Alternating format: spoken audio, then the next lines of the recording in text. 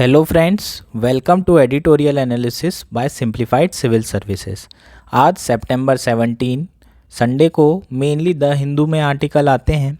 Indian express में आज कोई आर्टिकल नहीं है। एक आर्टिकल बायोफ्यूल का था, वो सितंबर 14 को हम लोगों ने डिस्कस कर चुके हैं। एक बार आप उसको देख लीजिएगा जिन लोगों ने मिस कर दिया है। उसके अलावा Indian middle east EU corridor जो G20 में लॉन्च हुआ था, ये आर्टिकल इसके ऊपर आया है। इसमें मेनली हर्डल्स की बात की गई है और कुछ प्लेसेस इन न्यूज़ हैं। इसमें आपको प्रीलिम्स से रिलेटेड आस्पेक्ट कवर किए गए हैं और मेंस वाला जो पोर्शन है वो भी कवर किया है। इसके अलावा ग्लोबल साउथ, इसके बारे में हम लोगों ने एक आर्टिकल आया है, उस पर एक क्वेश्चन फ्रेम किया है और पूरा मेंस का एक क्वेश्चन तैयार किया है पूरा स्ट्रक्चर के साथ, इंट्रो, बॉडी, कंक्लूजन। ठीक है, तो ये आपके लिए बहुत इंपॉर्टेंट है। साथ ही हम लोगों ने 1-1.5 महीने पहले ये इनिशिएटिव चालू किया था और हम लोगों के एनालिसिस से काफ़ी क्वेश्चंस आए हैं GS2 में 3 में। जैसे कि मैंने आपको बताया था, SCO बहुत समय से पेंडिंग है, ब्रिक्स और G20 न्यूज़ में है, SCO के आने के चांसेस बहुत हैं। EV के बारे में क्वेश्चन आया, अलग से मैं एक वीडियो बनाऊंगा। अगर आप लोग चाहते हैं कि हम इसी तरीके से जो है कंटिन्यू करें तो प्लीज़ आप लोगों का साथ हम लोगों को लिए बहुत इंपॉर्टेंट है। आप लोग और जो है सब्सक्राइब करें, शेयर करें, लाइक करें और कमेंट्स करें ताकि हमें मोटिवेशन मिले और हम बेहतर, इससे भी बेहतर कंटेंट आपको दें और सही चीज़ें प्रिडिक्ट कर सकें। ठीक है दोस्तों, आइए शुरू करते हैं। हमारा फर्स्ट आर्टिकल है winds of change in global governance. यह आर्टिकल द हिंदू में आया हुआ है और GS2 के पर्सपेक्टिव से बहुत ज़्यादा इम्पॉर्टेंट है। ग्लोबल साउथ के ऊपर अगले साल मेंस में आपको क्वेश्चन आएगा ही आएगा, मतलब पूरे चांसेस है, 99% चांसेस हैं। अगले साल नहीं होगा तो उसके नेक्स्ट ईयर पूछेंगे जब पुराना हो जाएगा टॉपिक, लेकिन ग्लोबल साउथ के आने के चांसेस बहुत ज़्यादा हैं। आपको क्वेश्चन पूछा जा सकता है। किस तरह का क्वेश्चन पूछ सकते हैं? आजकल स्टेटमेंट वाले क्वेश्चंस बहुत आ रहे हैं। Winds of change in global governance shifted towards global south, ऐसे करके आपको क्वेश्चन आ जाएगा, आपको कमेंट करना होगा। अगर इस तरह का क्वेश्चन आएगा तो हम कैसे लिखेंगे? सबसे पहले तो आपको डेफिनेशंस लिखनी होगी, आपको बताना होगा ग्लोबल साउथ है क्या। उसके बाद आप अपना बॉडी स्ट्रक्चर चालू करेंगे, उसमें बताएंगे कि पहले जो ग्लोबल गवर्नेंस था वो वेस्ट सेंट्रिक था और उसके लिए प्रूफ देंगे, जैसे कि UNSC के बारे में बात करेंगे, बताएंगे कि P5 में कोई भी मेंबर नहीं है अफ्रीका का। उसके बाद आप बताएंगे कि शिफ्ट हो रहा है और उसके रीज़न क्या हैं। जब आप बताएंगे रीज़न तो उसके साथ आपको एविडेंस भी देना होगा कि किस तरीके से शिफ्ट हो रहा है और फिर आप कंक्लूजन लिखेंगे। तो ये हमारा जो है स्ट्रक्चर होने वाला है ग्लोबल साउथ का। इस तरह का क्वेश्चन आता है, तो हमेशा हम आर्टिकल के थ्रू क्वेश्चन प्रिपेयर करते हैं मेंस के। और हमारे जो किए हुए प्रिपरेशन वाले जो क्वेश्चन हैं, पिछले 1 महीने में ही 3 से 4 क्वेश्चन आपने देखेंगे, अभी बनाऊंगा वीडियो तो पता चलेगा आपको कि आए हुए हैं। शुरू करते हैं आर्टिकल। क्वेश्चन तो हमने डिस्कस कर लिया है, अब बात करते हैं ग्लोबल साउथ होता क्या है। ग्लोबल साउथ भी मैं पहले भी बता चुका हूँ आपको। बेसिकली G77 प्लस चाइना को ग्लोबल साउथ कहा जाता है। ठीक है, ग्लोबल साउथ कंट्रीज़ जनरली क्या है, इनफॉर्मल ग्रुपिंग कहलाती थी। उसके बाद ये ऑर्गेनाइज होना चालू हुए 1964 में फर्स्ट टाइम। ठीक है, 1964 की बात करेंगे तो जो डेवलपिंग वर्ल्ड है वो ऑर्गेनाइज होना शुरू हुआ और अनटैक्ट का United nation conference on trade and development, जिसका जेनेवा में हेडक्वार्टर है, इसका बेसिकली क्या हुआ, पहला जो है कॉन्फ्रेंस हुई और उस सेशन में G77 ने जॉइंट डिक्लेरेशन जो है साइन किया। ठीक है, सिग्नेटरी थे, जॉइंट डिक्लेरेशन साइन किया, फर्स्ट टाइम ऑर्गेनाइज हुए। और क्या था बेसिकली, उसमें आर्टिकुलेट किया गया कि जो कलेक्टिव इकोनॉमिक इंटरेस्ट है ग्लोबल साउथ का G77 का, उसको ध्यान में रख के नेगोशिएशंस किए जाएंगे। तो ये साथ बेसिकली एक नेगोशिएटिंग बॉडी बन के उभरी। अगर आप ग्लोबल साउथ की बात करें और इसके नाम की बात करें तो आयरॉनिकली इसका नाम जो है किसने दिया था, जो US है वहीं से इसका नाम पड़ा था। ठीक है, तो US में एंटी वॉर एक्टिविस्ट हैं, उनके द्वारा ये नाम दिया गया था और उन्होंने कहा था कि ऑपरेशन किया जा रहा है, ऑपरेस किया जा रहा है नॉर्थ के द्वारा, जो US, यूरोप और रशिया है, इन कंट्रीज़ के द्वारा किसका ऑपरेशन किया जा रहा था, ग्लोबल साउथ कंट्रीज़ का। तो पहली बार जो नाम आया वो यूएस के ही एक्टिविस्ट ने ग्लोबल साउथ नाम दिया था। ठीक है, तो इसकी अगर आप डेफिनेशन की बात करें तो ग्लोबल साउथ जो थर्ड वर्ल्ड कंट्रीज़ है ना, वो मेनली इसका पार्ट है। इसमें डेवलपिंग कंट्रीज़ हैं, लीस्ट डेवलपिंग कंट्रीज़ हैं। ठीक है, उसके बाद ये बढ़ते चली गई, एशिया पैसिफिक रीजन की कंट्री है इसमें ऐड हुई, Asia, Africa, south America, Caribbean, और टोटल 134 कंट्रीज़ इसमें इंक्लूड हो गई। लेकिन उसके बावजूद भी इसका नाम G77 ही रहा, प्लस चाइना। चाइना क्योंकि इसका पार्ट नहीं है इसलिए इसको G77 प्लस चाइना के नाम से मल्टीलेटरल जितने भी अलग अलग प्लेटफॉर्म हैं इसी नाम से जाना जाता है। ठीक है, अब बात करेंगे ग्लोबल साउथ का जो मैप है उसकी। अगर आप मैप की बात करेंगे तो एक हो जाएगा नॉर्थ, ठीक है, एक हो जाएगा साउथ, लेकिन साउथ में इंडिया भी है और इंडिया तो नॉर्दर्न हेमेस्फीयर में। तो ऐसे ग्राफिकली जो है हम ग्लोबल साउथ को ये नहीं मान सकते कि सदर्न हेमेस्फीयर इक्वेटर के नीचे वाला है। ठीक है, तो इसका जो नाम है वो जस्टिफाई नहीं हो रहा था। बाद में जो है इकोनॉमिस्ट थे, उन लोगों ने क्या दिया, ब्रेंट लाइन जो है बनाई, एक कर्व बनाया जो सोशो इकोनॉमिक स्टेटस के हिसाब से ग्लोबल नॉर्थ और साउथ को डिवाइड करता था। ठीक है, तो ये ब्रेंट लाइन क्या थी, ये वाली जो लाइन है इसको कहा है ब्रेंट लाइन। 1980s में दिया गया था, जर्मन का वाइस चांसलर है उनके नाम पे लाइन है, इकोनॉमिस्ट थे वहाँ पर, उन लोगों के द्वारा दी गई थी। ये जो लाइन दिख रही है आपको, ये वाले जो ऑरेंज कंट्रीज़ हैं ये बेसिकली ग्लोबल साउथ का पार्ट है। इसमें ऑस्ट्रेलिया नहीं है तो सदर्न हेमिस्फीयर में, पर ऑस्ट्रेलिया नहीं है, जापान नहीं है, साउथ कोरिया नहीं है, चाइना है, इंडिया है। समझ में आया क्या? ये सारी कंट्रीज़ क्या हैं, जिनकी लीस्ट डेवलपिंग कंट्रीज़ हैं। और कौन सी कंट्रीज़ हैं, डेवलपिंग कंट्रीज़ हैं। इंडिया और चाइना की हम बात करें तो इंडिया और चाइना ने रिसेंटली जो है फोकस बढ़ा दिया है, लेकिन 2021 सेंचुरी जो फर्स्ट डिकेड था उस समय जो है सारा फोकस इंडिया और इंडोनेशिया का ग्लोबल साउथ से चला गया था। क्यों चला गया था? क्योंकि इंडिया बहुत तेज़ी से ग्रो करने लगा और डेवलपिंग कंट्रीज़ तो है लेकिन डेवलप्ड कंट्रीज़ की तरफ जो है बढ़ने लगा। ठीक है, तो उस समय ये डेवलपिंग जो ग्लोबल साउथ वाला नोशन था वो थोड़ा दब गया था। लेकिन रिसेंटली दोबारा से ये जो ग्लोबल साउथ है इसके बारे में बहुत करेंटली पार्टिसिपेशन की बात की जा रही है। जो ग्लोबल गवर्नेंस है वो शिफ्ट हो रहा है, किसके तरफ शिफ्ट हो रहा है, ग्लोबल साउथ के तरफ। अब इसका रीज़न क्या है, ये सबसे इम्पॉर्टेंट है। तो सबसे पहले बात करते हैं कि 3/4 ऑफ द पॉपुलेशन अगर बात करें पूरी दुनिया की, मतलब 75% पॉपुलेशन सिर्फ ग्लोबल साउथ में ही है। तो अगर ग्लोबल साउथ में 75% पॉपुलेशन है तो ऑब्वियसली जो गवर्नेंस है वो शिफ्ट तो यहाँ होना ही होना है, क्योंकि लोगों की राय, 75% लोग अफेक्ट होने वाले हैं हर डिसीज़न से, लेकिन वो डिसीज़न के बाहर हैं, टेबल के बाहर हैं। तो ऐसा पॉसिबल है क्या कि कोई 25% लोग 75 के लिए डिसीज़न ले लें और 75% कुछ बोले ना, और वो भी उनके अगेंस्ट डिसीज़न होते हैं। ठीक है, तो रीज़न क्या है, 3/4% जो पॉपुलेशन है ग्लोबल साउथ की है।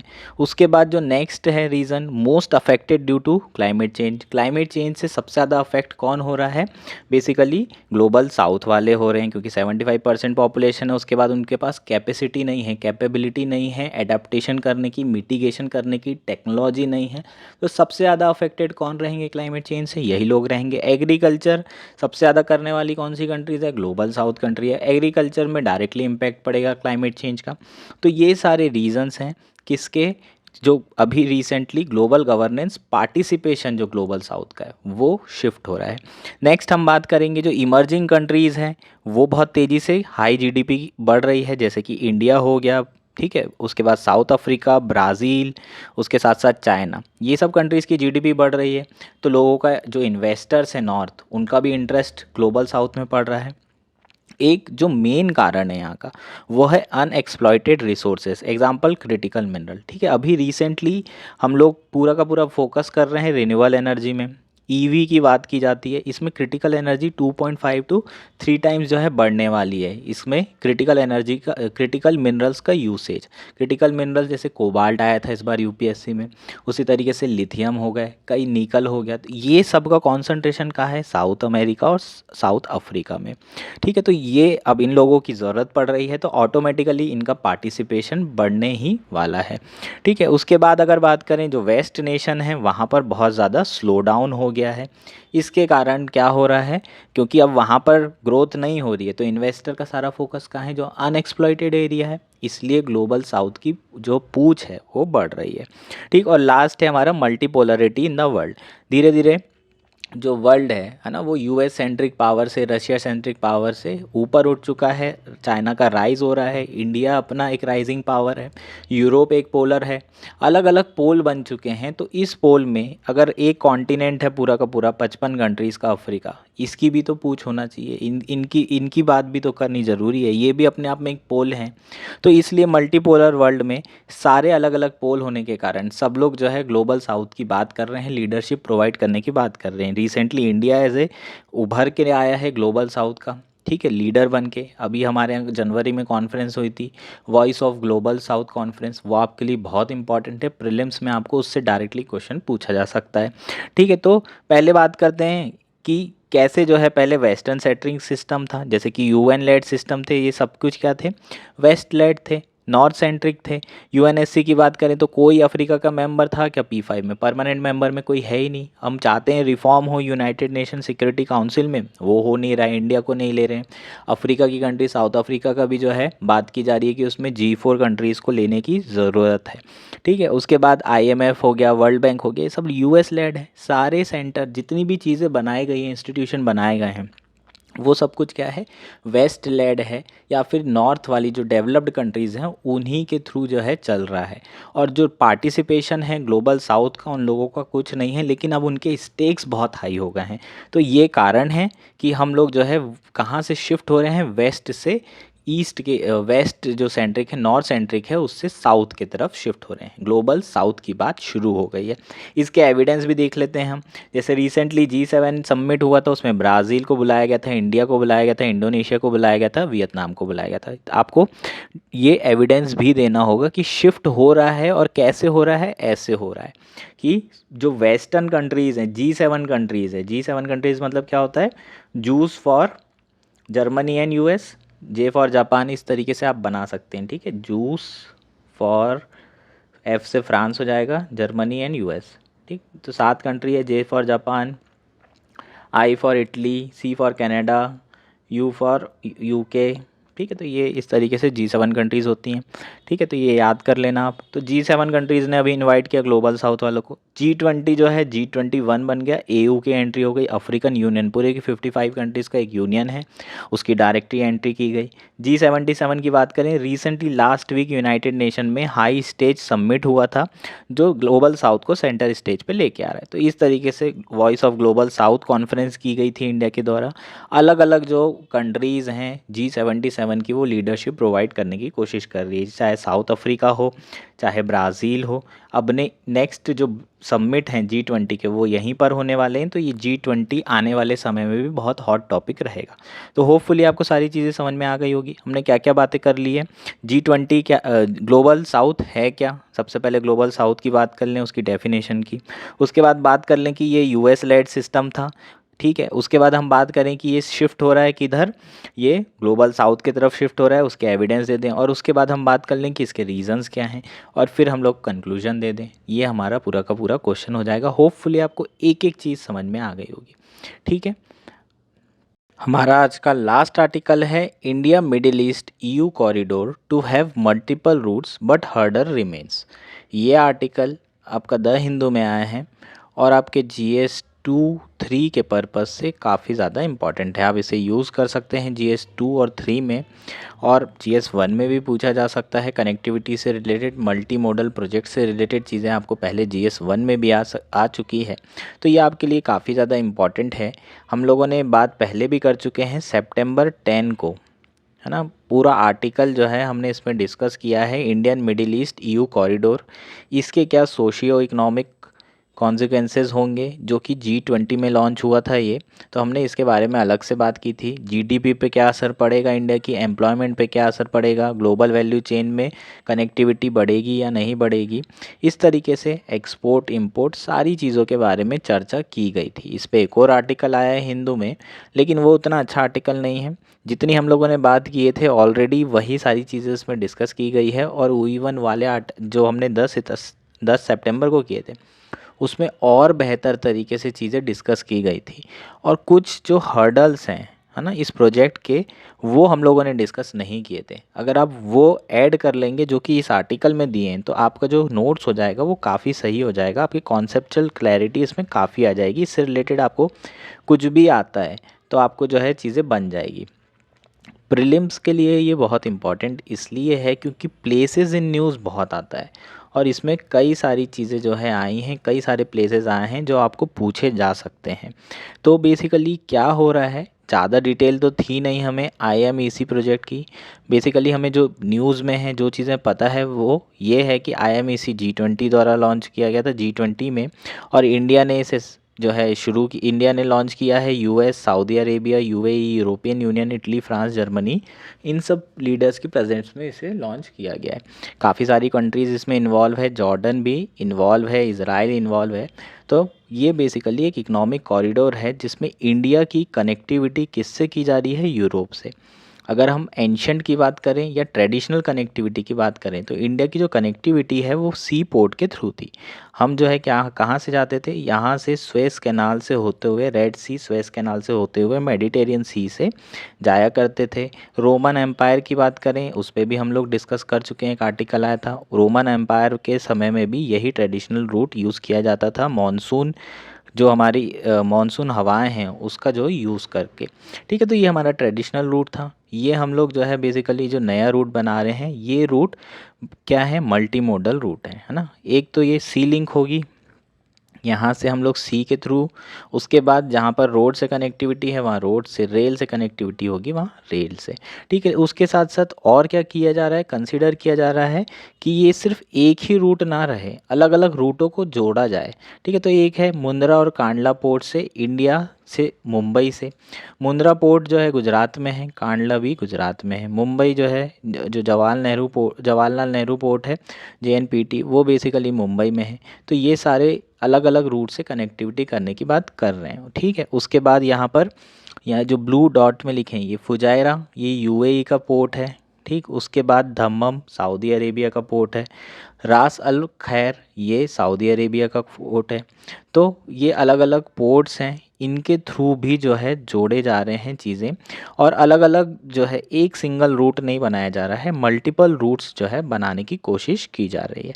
अब जो पहले से एग्जिस्टिंग लाइन है, मतलब जो पहले से ही कनेक्टिविटी ऑलरेडी बनी हुई है, जैसे रेलवे लिंक पहले से ही है, तो वहाँ पर तो ब्राउन फील्ड प्रोजेक्ट्स होंगे, मतलब वहाँ पर उसको दोबारा से चेंजेस, अगर रोड है तो रोड को लंबा चौड़ा किया जाए, या फिर रेल व्यवस्था है तो उसे अच्छी की जाए, तो वहाँ पर इन्वेस्टमेंट ब्राउन फील्ड इन्वेस्टमेंट होगा। लेकिन कुछ ऐसी लिंक है जहाँ पर मिसिंग है, कोई कनेक्टिविटी नहीं है, तो उस जगह पे क्या होगा, जैसे ये दिख रहा है हराद और गोएफात जो जगह है ना सऊदी में, इनके बीच में क्या है, कोई लिंक नहीं है। तो यहाँ पर क्या होगा, ग्रीनफील्ड इन्वेस्टमेंट करना पड़ेगा। ग्रीनफील्ड प्रोजेक्ट्स और ब्राउनफील्ड प्रोजेक्ट में डिफरेंस जान लेते हैं। बहुत आसान है, कुछ है नहीं। मान लो कि एक जो बिल्कुल नया प्रोजेक्ट बन रहा है, जहाँ पर कुछ भी नहीं है, कोई कनेक्टिविटी नहीं है, रोड नहीं है, और वहाँ पर आपने नई रोड बनाई, तो आपने शुरू से इन्वेस्टमेंट किया, वहाँ पर आपको क्या, जो इन्वेस्टमेंट होता है वो प्रोजेक्ट होता है ग्रीन फील्ड। और अगर मान लीजिए पहले से रोड थी, आपने उसको चौड़ा कर दिया, सुंदर कर दिया, तो वो हो जाता है ब्राउन फील्ड। समझ में आया। मान लीजिए बाहर से कोई कंपनी आ रही है और उसने एक एग्जिस्टिंग कंपनी को ख़रीद लिया, तो ये जो होगा इन्वेस्टमेंट, इसे ब्राउनफील्ड कहेंगे। और उसने एक खुद की कंपनी बनाई, पूरा कंस्ट्रक्शन किया और खुद से सारी चीज़ें डेवलप की, तो उसको बोलते हैं ग्रीन फील्ड। समझ में आया। अगर इन्वेस्टमेंट पूरा फ्रेशली हो रहा है तो ग्रीन फील्ड, और अगर पहले से ऑलरेडी है किसी चीज़ में, उसमें थोड़ा चेंज किया जा रहा है, रेनोवेशन किया जा रहा है, तो उसे ब्राउन फील्ड कहते हैं। तो ये आपको कॉन्सेप्ट पता होना चाहिए। अब ये जो प्लेसेस हैं ये न्यूज़ में हैं, और ये प्लेसेस इन न्यूज़ आपको पूछा जा सकता है। तो सबसे पहले प्रीलिम्स वाला एस्पेक्ट कवर कर लेते हैं। ये मैंने आपको डायग्राम दिखा ही चुका हूँ। अब क्या है न्यूज़ प्लेस में, एक है पहला फुजैरा पोर्ट, ये UAE का है। जेबेल अली पोर्ट, ये UAE का है। धम्मम की बात करें, सऊदी में है। रास अल खैर सऊदी में है। गुवैफत सऊदी में पोर्ट नहीं है, ये सिटी है। ठीक है, अभी हमने बात की थी, ये भी सऊदी में है। पिरेयस, ये ग्रीस में है। मेसीना इटली में है। तो ये सब सारे पोर्ट क्या हैं, कनेक्ट होने वाले हैं। ये भी पोर्ट है और ये भी पोर्ट है। ठीक है। मैसीना पोर्ट कहाँ है? इटली में। इन सबको कनेक्ट किया जाएगा। ये आपको प्लेसेस इन द न्यूज़ में पूछा जाएगा, इसको रटना पड़ेगा नेक्स्ट 2024 के लिए। ठीक है, आपको पूछा जा सकता है। Only one correct, only two correct. अब बात करते हैं काई की, हमारा जो बेसिकली हर्डल्स है ना। तो हर्डल क्या क्या है? सबसे पहला है एक तो कॉस्ट का। कॉस्ट बहुत ज़्यादा आएगी इस प्रोजेक्ट में, इतना आसान नहीं है इसको कंप्लीट करना। एक तो बहुत अलग अलग कंट्रीज़ इसमें साथ में आई है, जैसे जॉर्डन और इज़राइल, दोनों ही एंटी हैं। ठीक है, तो इन दोनों में कनेक्टिविटी करना, इनको साथ में लेके तो आ गए, पर पूरा प्रोजेक्ट चलते तक ये कितना कॉपरेट करेंगे, ये एक बड़ा मुद्दा है। तो ये एक हर्डल हो जाएगा। ठीक है, दूसरा कॉस्ट का हर्डल हो जाएगा। लगभग कितना बता रहे हैं cost? 3 billion to 8 billion cost बता रहे हैं आईएमसी रूट में, इतना पड़ेगा। लेकिन अभी तो शुरुआत है ना। अभी कॉस्ट ओवर रन होंगे, 10-10 साल तक प्रोजेक्ट ही ख़त्म नहीं होते अपने यहाँ। तो 10 साल तक प्रोजेक्ट ही चल रहे हैं, ये दिक्कत है। उसके बाद सऊदी अरेबिया सबसे बड़ा प्लेयर है, क्योंकि बहुत सारी मिसिंग लिंक वहीं पर है और इसलिए उसे बहुत तेज़ी से काम करना पड़ेगा। उसके साथ साथ एक टेक्निकल इश्यूज़ बहुत है ना। रेलवे लाइन जब बनेगी तो एक स्टेट से दूसरी स्टेट वाली रेलवे लाइन कनेक्ट होगी, तो यार ये गॉज वगैरह जो चीज़ें हैं ना, है ना, कि नैरो गॉज की ट्रेन है या ब्रॉड वाली जो ट्रैक्स हैं, नैरो गॉज के हैं या ब्रॉड गॉज के। ठीक है, तो ये गॉज सिमिलर होना चाहिए, जो इंजन है वो सिमिलर टेक्नोलॉजी से होने चाहिए। उसके साथ साथ जो डायमेंशन है कंटेनर के, वो भी सिमिलर होने चाहिए, है ना। ऐसा तो नहीं कि सब कुछ अलग अलग हो, क्योंकि सब एक ही, पूरे एक ही ट्रेन चलेगी हर जगह, अलग अलग थोड़ी चलेगी। तो ये जो टेक्निकल पॉइंट्स हैं ये भी बहुत ज़रूरी है कि सिमिलरिटी इसमें होना चाहिए। उसके बाद अगर हम इसको माना जाता है बेल्ट एंड रोड इनिशिएटिव का, क्या है ये? अल्टरनेटिव प्रोवाइड कर रहा है चाइना को काउंटर करने के लिए। पर अगर हम देखें तो चाइना जो है बेसिकली, ऐसे कई सारे पोर्ट हैं जैसे कि पिरेयस पोर्ट जो कि ग्रीस वाला है, इसको कंट्रोल कौन कर रहा है? चाइना कंट्रोल करता है। उसके बाद बहुत सारे सऊदी अरेबिया के जो इतिहाद रेल है उसके प्रोजेक्ट कौन कर रहा है? चाइना की ही कंस्ट्रक्शन कंपनी कर रही है। ठीक है, तो ये भी एक ट्रबल है। उसके साथ साथ अगर हम बात करें, है ना, सी रूट की जब बात करते हैं तो एक जगह आपने सामान लोड किया और दूसरी जगह जहाँ पर था वहाँ उतार दिया, तो लोडिंग अनलोडिंग का झंझट बार बार का है नहीं। यहाँ क्या होगा? यहाँ से आपने लोड किया, यहाँ गया, फिर अनलोड किए, फिर यहाँ गया, फिर यहाँ पर जाएंगे, फिर यहाँ पर लोडिंग करनी, अनलोड करना पड़ेगा, लोडिंग करनी पड़ेगी। तो ये 3 बार 4 बार एक जगह हाथ, फिर लोडिंग फिर अनलोडिंग, कॉस्ट बढ़ेगी अननेसेसरली की, और प्राइस कॉम्पिटिटिवनेस कम हो जाएगी। प्राइस कॉम्पिटिटिवनेस मतलब जो गुड्स हम भेज रहे हैं या इंपोर्ट या एक्सपोर्ट, इसकी कीमत बढ़ जाएगी, तो एक्सपोर्ट और इंपोर्ट कम होगा ना। तो यही तो हमारी चिंता थी, है ना। तो उससे बेहतर तो ये सी रूट ही है। सी रूट में कम से कम सस्ता है, हालांकि यहाँ कंजेशन ज़्यादा है और यहाँ पर कॉस्ट उस तरीके से बढ़ती है कि यहाँ पर टोल बहुत ज़्यादा लग रहा है मान लो, तो उस तरीके से कॉस्ट। लेकिन यहाँ पर भी अगर वो कॉस्ट ये लोडिंग अनलोडिंग की बढ़ती है तो फिर दिक्कत की बात हो जाएगी। समझ में आया क्या? तो ये कॉस्ट वाला जो बहुत बड़ा मुद्दा है, लोडिंग अनलोडिंग वाला। ठीक है, उसके बाद फिर डीले भी होंगे, लोडिंग अनलोडिंग होगी तो, है ना, एक जगह से उठाए दूसरी जगह, कई दिन लग रहे हैं पहुँचने में। ठीक, तो ये सारे इश्यूज आने वाले हैं, ये सारे हर्डल्स आने वाले हैं। तो ये बेसिकली हमारा आर्टिकल था। आपको हर्डल्स अलग से जोड़ लेना है। बाकी तो हम लोगों ने सोशियो इकोनॉमिक जियो स्ट्रेटजिक जो इसके कॉन्सिक्वेंसेस हैं, जो परिणाम हैं, उसके बारे में हम 10 सितंबर वाले में बात कर चुके हैं और बहुत अच्छे से बात किए हैं। एक बार आप उसको देख लीजिएगा, एक बार और रिपीट से देख लीजिए और कॉपी में लिख लीजिए, तो आपका ये पूरा जो है तैयार हो जाएगा। और जैसे जैसे इन्फॉर्मेशन आएगी हम और इस पर बात करेंगे। Thank you, enjoy your day.